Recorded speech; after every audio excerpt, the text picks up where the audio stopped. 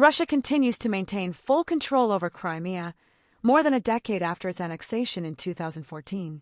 Despite Moscow's grip, much of the international community, led by the United States and European Union, still refuses to recognize the move. In June 2025, the EU renewed its sanctions targeting imports, investment, and exports linked to Crimea, extending the restrictions through mid-2026 in support of Ukraine's territorial integrity. Tensions on the ground remain high. Ukrainian resistance fighters have repeatedly struck infrastructure across the peninsula, including rail lines near Dzhenkoy and Balaklava earlier this year. These operations, aimed at disrupting Russian military supply routes, came alongside symbolic protests on the annexation anniversary, underscoring Crimea's ongoing role as a center of resistance.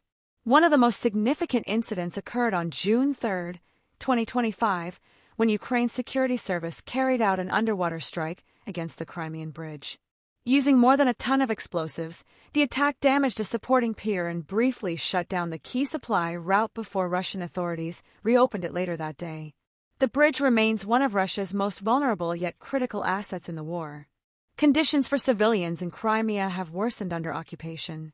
Rights groups report a rise in enforced disappearances, particularly involving women, as well as fabricated criminal charges and pressure on detainees.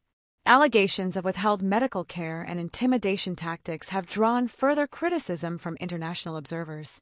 The broader conflict shows little sign of easing. Russian missile and drone strikes continue to target Ukrainian cities, while Kyiv defends its territory and presses allies for more support.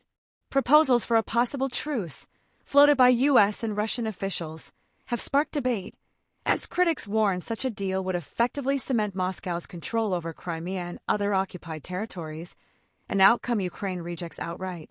Kindly like, share and subscribe for more contents like this. See you in the next one.